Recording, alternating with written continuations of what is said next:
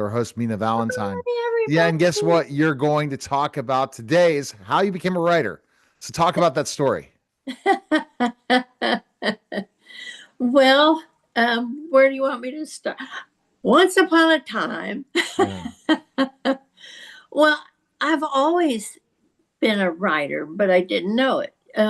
When I was little, uh, I guess maybe in first or second grade, I would write poems and I'd write stories. And I had my Barbie and my Ken doll, and I'd make up stories with the two of them. And I still have some of those poems I wrote. Boy, they're really bad. But I was a little kid, you know. Um, and then school kind of got in the way. And with all my degrees, I I didn't have much time to even think about fiction because I was academic writer. Um, but when I got my one PhD, I started helping others that were trying to write. I helped them with their papers, and so I've got um, the language down, if you know what I mean. Um, but when we moved up here, uh, I didn't have my friends or family or anything like that around. So I thought, you know what, this is a really good time for me to try and write. And so I started writing, and I can't seem to stop.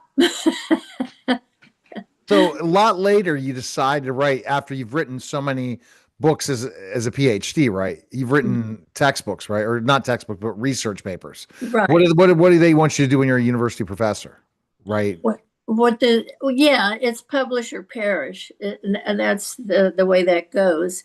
Um, Not so much anymore, unless you were at one of the more prestigious. Of course, I never went to Columbia or Harvard or Yale, um, but the schools where I worked and I was a dean, they did expect you to write. It didn't necessarily have to be a tome, but either your critique on a research paper or something like that, you know. But I did a lot of that. But retiring, when you retired, is when you decided to write But books. I didn't retire. I quit working. There's a difference. And you know what? Uh, I I got I got married, and my husband, he said, you know, I didn't move to Texas, marry you so I could sit here all day while you went to work. And so I put in my resignation, and they were sick about it. Oh my gosh. And so the head of the school um, called me on the phone, said, "You can't quit." I said, "No, I have to because I have a husband now, and he's got to be my first priority." And she said, "Well, divorce him." I said, "I can't divorce him. I just married him." So we moved up here. Um, he hated Texas. It was too hot for him. He's a Yankee boy. So, and I wasn't going to move north. So Tennessee was the best compromise, and it is a good compromise. It has worked out well here. But you know, when you're older, when you get past 30, I think it's kind of hard to make new friends because everybody's already established, you know. And I don't mean established in a house, but I mean their life is established, their friendships are established, and it's kind of hard to make new friends. Although I belong to a book club, so that's good. Uh, But you know, I'm far away from my close friends in Texas, and it's hard to get somebody to come So and where see. in Texas did you live? Dallas. I was born and raised in Oh, Dallas. Dallas. Okay. Hmm. And he didn't like the heat in Dallas. I love Dallas. I do too. And there's so many great places to eat. Oh my gosh. Yeah. And Tex-Mex. I miss Tex-Mex because well, living anywhere other than Texas, maybe Arkansas or Louisiana, someplace like that, it's hard to find Tex-Mex. Um, Here where I'm living now, there's a huge population of Guatemalans, and they fix, well, it's not necessarily Mexican food, but you know, some semblance of that. But Yeah. it's not Tex-Mex. You know, you get. I was born and raised with that, so it's hard to find a decent place to eat for Tex-Mex. I need a fix, so I have to go home. My sister did send me tamales from El Paso once for Christmas. That was good. And I think Dallas is probably the best place in Texas to live out of the big cities. Oh yeah, but everybody's. I had a beautiful, a huge, beautiful condo. It was right on Preston Road, North Dallas. I know where Preston Road is. Mhm. Yeah, and the traffic. Wasn't Preston near Plano? Yes. Yeah. Well, it goes up into Plano. Yeah. Right. Yeah. Well, you know where LBJ is? Yeah. Okay. Um, I was probably less than a mile from LBJ on Preston Okay. at the country club, Prestonwood Country Club. Oh, okay. Yeah. So that's pretty ritzy. Yeah. That's where I lived. And the bad thing is there wasn't a light there, although Prestonwood Country Club had tried to get a light there. So by the time I left, they still had not been able to get a light. But trying to make a left-hand turn onto Preston from there was like, No, you got to love the roundabouts in yeah, Texas. yeah, yeah, it was tough. And he hated the traffic because he wasn't from a city where there was a lot of traffic. And so he hated the traffic and he hated the heat. Um, Oh man, I love the heat. That I was unbelievable. I mean, except maybe in the summer, you got to leave. Once Yeah, 120 degrees, forget it. All right. So that's when you started your writing career in yes, not Dallas, started in Dallas, but really started writing in Tennessee. that's right. Yeah. And so um, I started putting stories together, and then took a few courses on how a book is structured, and then just started writing. I'd always had a story in my head, um, even when I was very young, about my grandmother and grandfather. Um, my grandfather, my mother's parents, he was a big man. He was probably 6'4.5", 6'5", broad shoulders, narrow hips, dark hair, dark eyes. And um, he left home. He left Virginia and went into Dallas, and he was on his Indian motorcycle. He had an Indian motorcycle, and it broke down in downtown Dallas. And so he was arrested for being a vagrant. Hmm. And back then, you could work your way out by doing road work and things like that, which is something they all ought to do. I know some states do, most of them don't anymore, but they should. Anyway, um, he was working, had his shirt off, and he was working. And this woman, she drove by. She had a chauffeur driven limousine, and she drove by, and then she had the driver go around the block again, and she stopped and asked the policeman. She said, "What is he in jail for?" And he said, "Vagrancy." And she paid to get him out of out of jail, and he kind of lived with her for a period of time. I mean, he had a colorful past, but he was very good looking, and so the women always goo-gooed over him. But my grandmother, she was like a model for Neiman Marcus, something like that. And he saw her, and then he had to have her.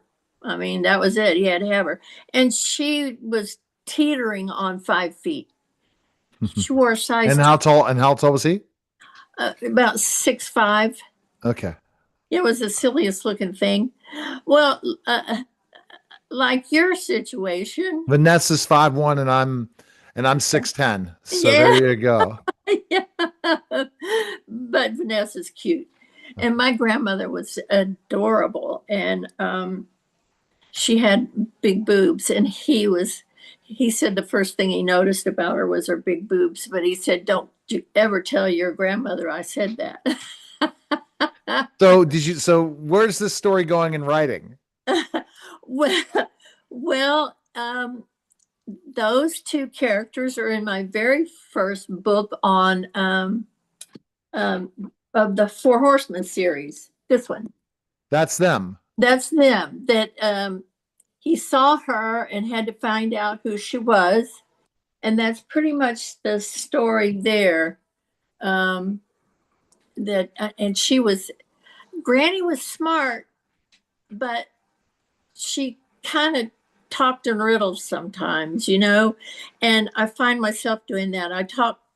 My brain goes faster than my mouth does sometimes, and I'll pick up conversations that I've had in 1 or 2 days and think it was recent, and I expect everybody to understand what I'm talking about.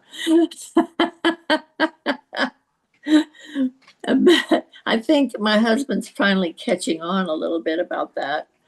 It is challenging. Well, that's the academic brain. It moves faster than you speak. Yeah. And that's okay. It is okay. It has to be okay, because that's the way I am. And I know a lot of things about a lot of things. I guess my degrees are so varied, but then when you look at the full scope of them, I guess they've always been in some kind of health care of some kind, because I've got a master's in psychology. I worked as volunteer as a kind of a counselor, sort of, for the prosecuting attorney's office, victim witness. I did that. I worked at a rape counseling center. Oh, That's wow. awful. But I have so many people that have influenced my life, either for the good or for the bad, and I get to put them in my books. All right. So you keep creating characters. That's right. Yeah. And so far, how many books are out? Oh, actually, there's only 3 out, but I've finished 9 books. But 4 of them in the Four Horsemen series, they're done, but we're waiting on the cover for book 4. So that kind of sucks, because we can get the cover done in 2 seconds. Just have to put your mind to it. I know. But one of my beta readers told me that the first part of book 4, she said it broke her heart, but it has a very happy ending. Right. But it's I'm wondering if maybe I should put a warning on the beginning of it. So what do you think you've learned most as a writer? That I've learned? The writing in itself is not difficult for me, but it's the everything else. It's the formatting, it's the editing, it's the marketing. And I was never aware of the extent of the necessity for marketing. And I also found out you can't trust publishers. Give you an example. Someone buys your book, but doesn't download the ebook from Amazon. You don't get paid, even if they bought it. Isn't that awful? So this is why I believe in selling your own books on a website and sending them. Right. Yeah. Autographed copies of Mina Valentin's book can be available soon. If you're interested in that, we'll set up the store. Then okay, and you get all the data. When you sell in your own store, you get all the data. When you use a third party to sell your stuff, you don't get the data. No. And there's so many other places, and you and I talked about this before, but and I can't, and I have gone through everyone. I write my notes and stuff, on things like this, and then I have a script book that I use for each book, and I keep all that. But anyway, I've gone through every one of these. I have like 6 of these, and I can't find the notes that I wrote from a lecture I heard somewhere about all these different websites where you can go and sell your books. I believe it's all, can't trust them. I would self-fulfill and mail your own books because you have the satisfaction when you see all these books. So when book 4 is available in pre-order and you sell it direct, you buy it from Amazon, have a bunch shipped to you, then you sell them. Trust me, that's going to be the power of it, because you can't trust Amazon. I know Amazon. And I think they're trying to get away from that too. They're making things so difficult. But there are other websites where you get 80 or 90% of your book sale, and just hope they tell the truth. That's the problem. Yeah, that's right. All right. So go to MinaValentine.com, purchase the book on Amazon, just get the ebook, hit us up, and appreciate it. And we will talk. Yeah. Tomorrow. Yeah. Okay. We will. Okay. All right. That's a special simulcast Neil Haley Show on the Mina Valentine.